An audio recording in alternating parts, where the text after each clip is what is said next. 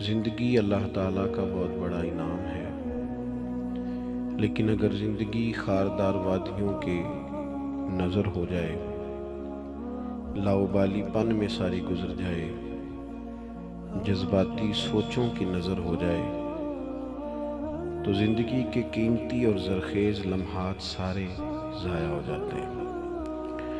اللہ تعالیٰ کا ہم پر یہ خاص فضل و احسان ہے کہ ہمیں محبوب عطا کر کے فرمایا لَقَدْ كَانَ لَكُمْ فِي رَسُولِ اللَّهِ أُسْوَةٌ حَسَنَةٌ، فرمایا تمہارے لیے رسول پاک کی زندگی میں بہترین نمونہ ہے۔ امت اگر جینا چاہے گی تو صرف اس صورت میں جی سکے گی کہ اپنے آپ کو ان رستوں کا مسافر کرے جو رستے رسول پاک نے عطا فرمائے۔ ہمارے ہاں روزمرہ کی جو زندگی ہے اس میں ہمیں حضور کی مقدس سیرت پاک سے فیض لینا چاہیے۔ جب ہم ہر وقت حضور کے طریقوں کو اپنائیں گے تو ہر وقت محبوب کی یادوں میں رہیں گے، ہر وقت کا میلاد رہے گا، ہر وقت کی ذکر کی محفل رہے گی۔ اپنی زندگی کے شب و روز میں حضور کی سیرت مقدسہ کے انمول خوبصورت موتیوں سے فیض یاب ہونے کی پوری کوشش کی جائے۔ ایک تو حضور کی مقدس حیات مبارکہ میں ایک چیز بڑی منفرد ہے، وہ ہے عزم، ارادے کی پختگی۔ اور جب محبوب پاک علیہ السلام کو ارادہ مبارکہ کر لیتے تو پھر حضور اس پر ڈٹ جاتے، اور نبی پاک علیہ السلام کا ڈٹ جانا وہ لوگوں کو بھی متوجہ کرتا۔ ہمارے ہاں نا سوچیں پکی نہیں ہوتی، 10 لوگوں سے مشورہ کرنے کے باوجود بھی ہمارے ارادے مضبوط نہیں ہوتے۔ نوجوان نسل پڑھائی شروع کرتی ہے تو وہ 10 دفعہ 20 دفعہ ارادہ بدلنا ضروری سمجھتی ہے کہ یہ چھوڑ نہ دوں، یہ رہنے نہ دوں، اس کا بھلا کیا فائدہ ہوگا۔ جب آپ نے ایک سفر شروع کر لیا ہے پھر اپنے رب پر بھروسہ کریں اور آگے بڑھیں۔ جو لوگ سفر شروع کرتے ہیں ان کی منزل آ ہی جایا کرتی ہے۔ میرے عزیز، اللہ کے محبوب علیہ السلام کا مقدس طریقہ مبارکہ یہ تھا کہ حضور عزم فرماتے، جد و جہد کرتے۔ حضرت ابو سفیان رضی اللہ تعالیٰ عنہ فرماتے ہیں کہ جنگ کے حالات میں نے اپنی آنکھوں سے دیکھے، میں حضور علیہ السلام کے ساتھ تھا۔ کیفیت اس طرح کی ہو گئی کہ ارادہ یہ ہوا کہ کچھ دیر پیچھے ہٹا جائے اور پھر نئی منصوبہ بندی کے ساتھ حملہ کیا جائے، لیکن میں نے حضور کی مقدس سواری کی لگام تھامی ہوئی تھی۔ حضور آگے ہی بڑھتے چلے جاتے، آگے ہی بڑھتے چلے جاتے، حالانکہ جنگ کا نقشہ کوئی اور رنگ بتا رہا تھا، کچھ اور صورت اختیار کر رہا تھا، لیکن حضور بڑھتے جا رہے ہیں۔ تو کہتے ہیں میں نے عرض کی یا رسول اللہ صلی اللہ علیہ وسلم 2 قدم پیچھے ہٹ کے نئی منصوبہ بندی کے ساتھ آگے نہ بڑھیں۔ تو حضور نے فرمایا نہیں، اب پیچھے نہیں ہٹنا، انا النبی لا کاذب، انا ابن عبد المطلب لا کاذب، پیچھے نہیں ہٹنا۔ کیوں کہ میں نبی ہوں، بات یہ بھی سچی ہے، اور میں عبد المطلب کا پوتا ہوں، بات یہ بھی سچی ہے۔ پیچھے نہیں اب ہٹنا، اب آگے بڑھیں گے، اب جد و جہد کریں گے، اپنی زندگی میں عزم کے ساتھ آگے بڑھیں۔ کمزور باتیں، کمزور ارادے اور جلدی تھک جانا، جلدی ہار مان جانا، جلدی دوستی لگانا اور جلدی ناراض ہو جانا، جلدی تعلق بنانا اور جلدی سے توڑ بھی دینا، جلدی سے کسی کشتی میں سوار ہونا اور جلدی سے اکتا بھی جانا، جلدی سے کسی مقام پر اپنے آپ کو کھڑا کرنا اور جلدی سے اس مقام کو بدلنے کی کوشش کرنا، اس سے انسان کبھی کوئی کام نہیں کر سکتا۔ اس کا عزم، اس کا حوصلہ، یہ بنیادی ضرورت ہے، اور سیرت پاک اس کا بنیادی درس دیتی۔ دوسری بات یہ ہے کہ یاد رکھیے گا، زندگی میں ایسا نہیں ہوتا کہ انسان کو سارا رستہ چھاؤں والا ہی ملے۔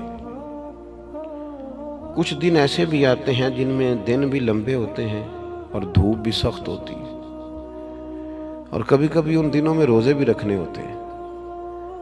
اب انسان کا کمال یہ ہے کہ جس طرح اس نے ٹھنڈے دن گزارے ہیں اور آرام کے دن گزارے ہیں، وہ سخت دھوپ کے دن بھی اسی مزے سے گزارے۔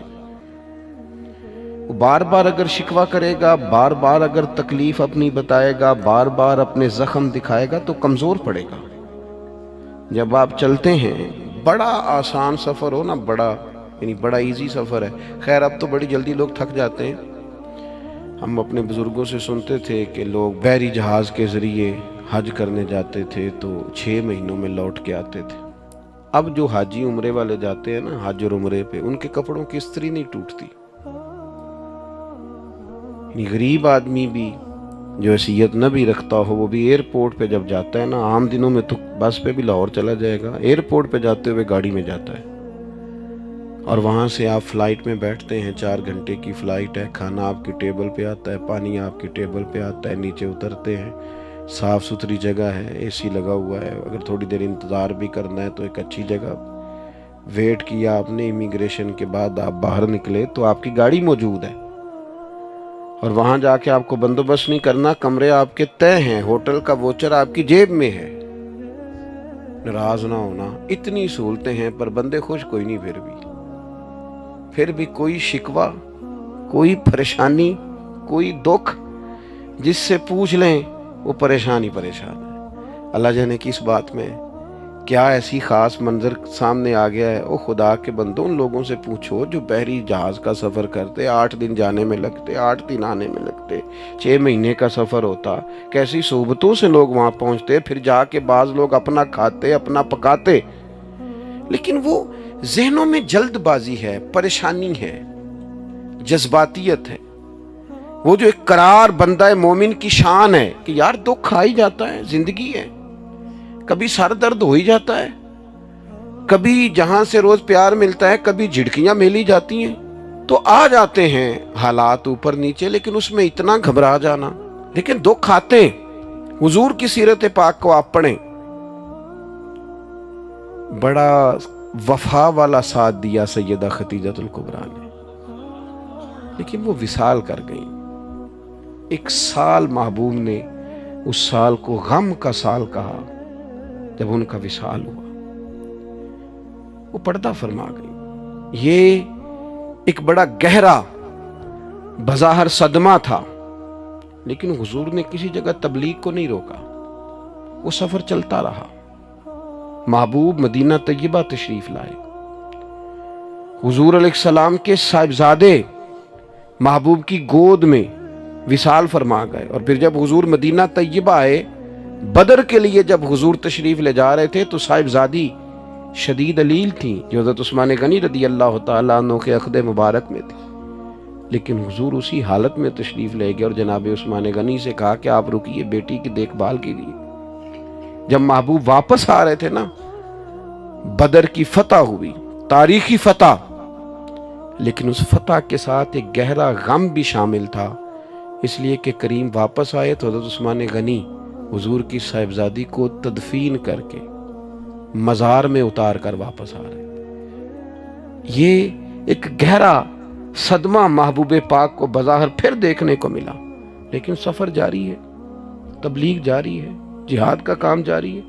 وہ جناب خیر ہے، آپ کی طبیعت ٹھیک نہیں رہتی تو وہ میری طرح کے بندے آگے سے تو ان کی دسی گامی لے گئے میں نے، وہ فلانی چیز، وہ چھوڑ یار، یہ زندگی کے ساتھ ہیں۔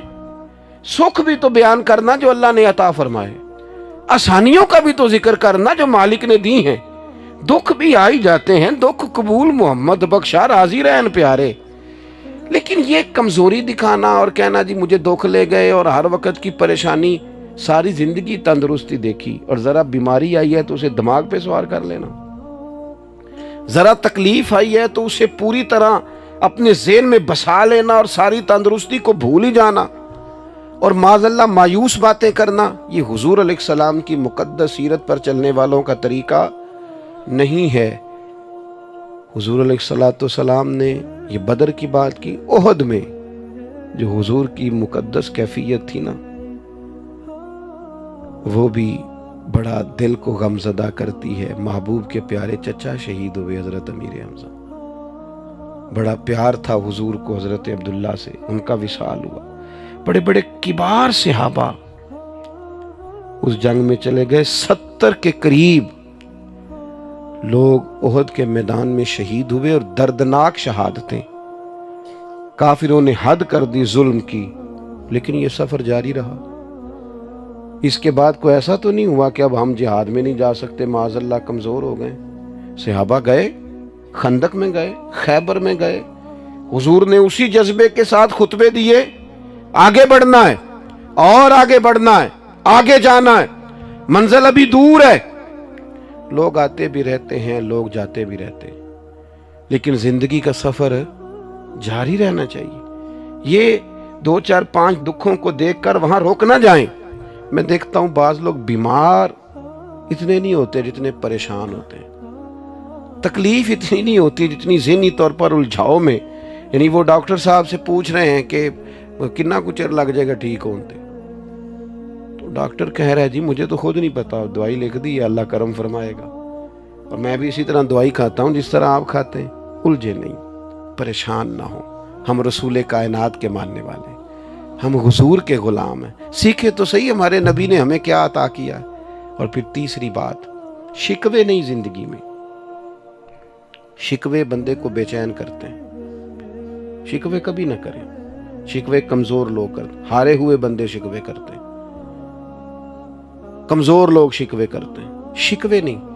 आप किसी का शिकवा शुरू कर लें, आपका दिल सख्त होने लग जाएगा। उस बंदे के और ऐब आपको नजर आने शुरू हो जाएंगे, उसकी और कमजोरियां आपके सामने वाज़ेह होनी शुरू हो जाएंगी। आप शिकवा शुरू कर दें, माज़अल्लाह जिंदगी की और कई महरूमियां सामने आएंगी। मुझे ये भी नहीं मिला, मुझे वो भी नहीं मिला, मुझे फलाने बंदे ने, फिर तो आप उलझ गए। शिकवा करने से बेचैन होता है बंदा, और बंदा शुक्र करे तो अल्लाह उसके दिल को तसल्ली अता करता है। वो शुक्र करे, कहे फजल ही फजल है, करम ही करम है, अता ही अता है, रहमत ही रहमत है। खुदा जाने बुलंदी है कि पस्ती पर जहां मैं हूं वहां कोई नहीं। वो अल्लाह करीम की बारगाह में उसके मिजाज में तशक्कुर ही तशक्कुर, अता ही अता। जब जब आप शिकवे का, आप नबी पाक अलैहिस्सलाम की हयात मुबारका को देखें, हुजूर की सारी हयात मुबारका हमें शुक्र का सबक देती है। सारी रात महबूब मुसल्ले पे खड़े हैं, मुकद्दस कदमों में वरम आ गए। सैयदा आयशा सिद्दीका फरमाती हैं, मुस्लिम की हदीस है, या रसूलल्लाह आप इतनी सारी इबादत में मुशक्कत फरमाते हैं, हालांकि आपके सदके अल्लाह अगलों पिछलों को माफ करेगा। आपको तो अल्लाह ने बड़ी अजमतों से माला माल फरमाया। तो हुजूर फरमाने लगे, आयशा आपने बताया ना अल्लाह का मुझ पर बड़ा इनाम है, तो फिर मैं अपने रब का शुक्रगुजार बंदा ना बनूं? ये मेरा सारी रात का क़याम ये शुक्र के लिए, ये मेरा सजदा शुक्र के लिए। और हुजूर अलैहिस्सलाम की एक तवील हदीस है, इसमें हुजूर ने फरमाया, लोगों मुझे अल्लाह ने अपना हबीब बनाया है। मैं फख्र के साथ नहीं कहता, क़यामत के दिन सबसे पहले मैं ही सिफारिश करूंगा और मेरा रब मेरी सिफारिश को कबूल करेगा। मैं फख्र के तौर पे नहीं कहता। हुजूर फरमाने लगे, जन्नत का दरवाज़ा सबसे पहले मैं खुलवाऊंगा, मैं फख्र के तौर पर नहीं कहता। महबूब पाक अलैहिस्सलातु सलाम फरमाने लगे, सबसे ज्यादा कसरत जन्नत में मेरी उम्मत की होगी, मैं फख्र के साथ नहीं कहता। फरमाया, मैं मकाम महमूद पे रब मुझे खड़ा करेगा, मैं फख्र के तौर पर। आप कभी देखें तहदीसे नेमत पर सरकार ने कितना कुछ बयान फरमाया, मेरे रब ने मुझे ये भी दिया, मेरे रब ने मुझे ये भी दिया, मेरे रब ने मुझे ये भी दिया। कहां कहां किस किस रंग में हुजूर अल्लाह ताला का शुक्र अदा करते हैं। आज किसी से भी मुलाकात होती है ना, उसके पास सारी चीजें ही हैं, एक कोई नहीं, सिर्फ एक कोई सेहत नहीं ठीक, यहाँ 5 बच्चे हैं तो 4 सेट हैं, सिर्फ एक नहीं सेट। लेकिन वो अल्लाह खैर करे, हमारे आंसू खुश्क नहीं होते हर वक्त की। तो ओ भाई इतनी सारी नेमतें हैं ना, तो चलो एक आध चीज जो है वो वैसे ही मामला और तरफ ले जाती है, इंसान को रब से जोड़े रखती है। अपनी जिंदगी में ये शिकवे से निकल आए, मिजाज शुक्र वाला, तबीयत ठंडक वाली, तबीयत करार वाली। मुझे बड़ा सफर करना पड़ता है और मुस्तकिल तबीयत थकी रहती है, मुस्तकिल। मसले 2 ही थे, उम्र भर हल ना हुए, एक नींद पूरी ना हुई, दूसरा ख्वाब मुकम्मल ना हुआ। मुसलसल सफर करता हूँ, لیکن میری کوشش ہوتی ہے کہ میں اپنی سفر کی اذیت کا کہیں ذکر نہ کروں. گھر میں بھی میری کوشش ہوتی ہے کہ میں جب آؤں نہ کسی وقت تو میں اترتا ہوں گاڑی سے ادارے میں بھی یا گھر میں بھی، تو میں کوشش کرتا ہوں ذرا دوستوں سے مسکرا کے ملوں. کیوں؟ اس لیے کہ کسی کے دل میں یہ خیال نہ ہے کہ یار یہ کام بڑا سخت ہے، ہم نے نہیں کرنا، معاذ اللہ. یہ ڈڈ ہے. ہمارے بچے پتہ ہے وہ والا کام نہیں کرتے جو ہم کرتے ہوتے ہیں. کیوں نہیں کرتے؟ اسی گھر آ کے دسی دے تہاڈا ابا بڑی مصیبت دا شکار ہے. وہ پھر پوچھیے نا کام کی کرنا ہے، کہندے نے وہ نہیں کرنا جڑا تسی کردے ہو، اساں کوئی اور کرنا ہے. کیوں؟ کہ ہم نے اپنے کام کا انہیں شکر بتایا نہیں کہ اللہ نے نوازا کتنا ہے. وہ ہمارے ہم مزدور بندے بعض اوقات ایک دوست مل گئے، کہنے لگے جی میں تے مزدور آدمی ہوں جی ساری زندگی. تو میں کہا تو مزدور ہے تے سر اونچا کر کے گل کر. نیواں تے وہ کرے جد کو کرپشن دے پیسے نے. تو کیوں نیچا سر کر رہا ہے؟ نیچا سر وہ کرے جس نے قوم کا مال کھایا ہے. تو سویرے محنت کر کے روٹی کماتا ہے، تو اونچے قد سے کہا کر شکر ہے اللہ تعالیٰ کا میں وہ کام کرتا ہوں. میرے نبی پاک علیہ السلام نے فرمایا بہترین روٹی اس نے کھائی ہے جس نے اپنے 2 ہاتھوں سے محنت کر کے کھائی ہے. تو ناز کے ساتھ وقت گزارے. کمزور پڑ جانا اور جناب پریشان ہو جانا اور کسی ہر وقت مزاج میں شکوہ، یہ بندے کو بے چین کر دیتا ہے. آخری بات سنیں اور نوجوان زیادہ توجہ کرے میری بات پر. کبھی کسی بندے کو مایوس نہ کریں، اسے ایسی خبر نہ سنائیں جس سے وہ پریشان ہو جائے. کبھی کسی کو بدگمان نہ کریں. کبھی اس کے کسی اپنے کے بارے میں اس کے دل میں نفرت پیدا نہ کریں. کبھی نہیں. دوستوں کے بیچ یہ کام نہ کریں کبھی بھی. اللہ کے محبوب کا طریقہ پتہ کیا تھا؟ حضور محبتوں کا دوام کرتے. نبی پاک نا آپس میں پیار کراتے. آپ کو پتہ ہے اسلام کے اندر خلاف واقعہ بات کرنا، جھوٹ بولنا کتنا بڑا جرم ہے. لیکن حضور نے فرمایا 2 بچھڑے ہوئوں کو ملانے کے لیے اگر تمہیں ایسی بات بھی کرنی پڑے نا جو واقعہ کے خلاف ہے تو کر دو، اس پر تمہیں گناہ نہیں ہوگا. اگر 2 کو جوڑنے کے لیے یعنی تم کہہ دو کہ یار ملا تھا تیرا بھائی، تجھے بڑا یاد کر رہا تھا، کہہ دو اگرچہ وہ بھی نہیں کر رہا تھا، لیکن ان کے دل قریب ہو جائیں گے، اللہ راضی ہوگا تم سے. خلاف واقعہ بات کر. اور یار ایک دوسرے کے نا قریب کریں. ایک دوسرے یہ کئی دفعہ خود قریب کرنے سے بندہ نہیں ہوتا. تھوڑا سا کوئی کہہ دینا کہ یارو تیرا یار بڑا یاد کردہ سی پیا، تو بندہ نام ہی ٹائم کڑنا ہوئے تام ہی کڑ لیدہ کسی لے. چلیں یار ملائیں. محبتوں کو فروغ دینا آپس میں. وہ نا آج کل اللہ خیر فرمائے بڑا خوفناک مسئلہ ہے، بڑا خوفناک. 3 بندے بیٹھے ہیں، ایک اٹھ کے گیا تو 2 نے سر جوڑ لیا، اس کی غیبت کر رہے ہیں. حالانکہ اس کو نہیں پتا کہ جس کی تو بات سن رہا ہے وہ بڑا ڈڈ ہے. جب تو اٹھ کے جائے گا وہ تیرا اس سے بھی برا حال کرے گا. اس سے زیادہ خطرناک تیرے ساتھ یہ رویہ اختیار کرے گا، اس لیے کہ اس کے سامنے تعریفیں کر رہا تھا، جاتے ہی اس نے تباہی اتار دی. کبھی اس خوش فہمی کا شکار نہ ہو کہ جو آپ کے سامنے کسی کی غیبت کر رہا ہے وہ آپ کو معاف کرے گا. سوال ہی پیدا نہیں ہوتا، کبھی نہیں کرے گا، چونکہ اس کی عادت ہے. حضور محبتوں کو آپ دیکھیں نا کس طرح حضور نے عظمتیں بیان کی. جناب صدیق کی شانیں بھی بتائیں، حضرت فاروق کی عظمتیں بھی بتائیں، سیدنا عثمان غنی کی بات بھی کی، مولا علی کی شان بھی بتائی. نبی پاک علیہ السلام نے حضرت صہیب رومی، حضرت بلال حبشی، حضرت عمار بن یاسر، ان سب لوگوں کی عظمتیں بیان کی. کیوں؟ کہ لوگوں کے دلوں میں ایک دوسرے کے لیے محبت بیٹھے. اس کا نتیجہ تھا، اس کا رزلٹ نکلا کہ حضرت بلال آتے تو جناب عمر اٹھ کے کھڑے ہو جاتے اور اپنی کرسی پہ بٹھا کے کہتے بلال جب سے حضور کے غلام ہوئے ہو ہمارے تو امام ہی بن گئے. یہ محبوب نے عظمت کبھی. اور پھر ہمیں سب سے زیادہ تکلیف کن لوگوں سے ہوتی ہے؟ جو ہمارے زیادہ قریب ہوتے ہیں. حالانکہ ہمیں معاف سب سے زیادہ ان کو کرنا چاہیے جو ہمارے زیادہ قریب ہوتے ہیں. جو زیادہ قریب ہوتے ہیں وہی غلطیاں کریں گے نا. باہر سے آگے کس نے غلطی کرنی؟ بعض اوقات دوست محبت سے ملتے ہیں، کہتے ہیں میں عمرے پہ جا رہا ہوں، کوئی کمی کوتاہی ہو گئی تو معاف کرنا. تو میں گزارش کیا کرتا ہوں کہ میرے پاس تو آپ بڑے احترام سے آتے ہیں، معافی تو ان سے مانگے جن سے آپ کا روزمرہ کا تعلق ہے. ان لوگوں کے ساتھ بعض اوقات ہماری شکر رنجیاں ہوتی ہیں. تو ایک تو اپنی زندگی میں عزم پیدا کریں. یہ کچی پکی باتیں کرنے والے جوان جو ہے نا، ان پر کبھی کبھی بڑا غصہ آتا ہے کہ یار تو اپنا قد دیکھ، تو آگے بڑھ. تو جدوجہد کوئی ارادہ تو کر، تو کمزور بات کر رہا ہے۔ اور دوسری بات یہ کہ دکھ آئیں گے، تکلیفیں آئیں گی، یہ ساتھ ساتھ ہی رہتی ہیں، اس سے کوئی بندہ بھی خالی۔ اور پھر یہ کہ ایک دوسرے کے درمیان صلح جوئی کی کوشش کریں۔ ایک سب سے زیادہ خطرناک مسئلہ اس وقت ہوتا ہے جب میاں بیوی کے درمیان لوگ عداوتیں پیدا کراتے ہیں۔ دائیں بائیں والے لوگوں نے سائیڈ پہ ہو جانا ہے، انہوں نے اکٹھے رہنا ہے۔ اور جس گھر میں میاں بیوی کا سلوک نہ ہو، اس میں ساری نعمتیں بھی ہوں تو گزارا ٹھیک نہیں ہوتا، اذیت ناک زندگی۔ لیکن ساتھ والے کیا کرتے ہیں؟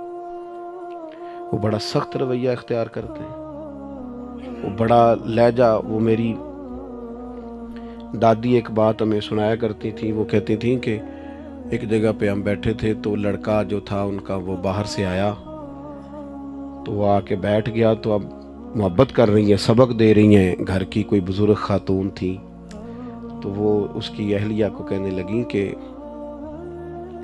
پتر جدو بندہ باہروں آئے پانی لے آئی دے، پانی پلا انہوں۔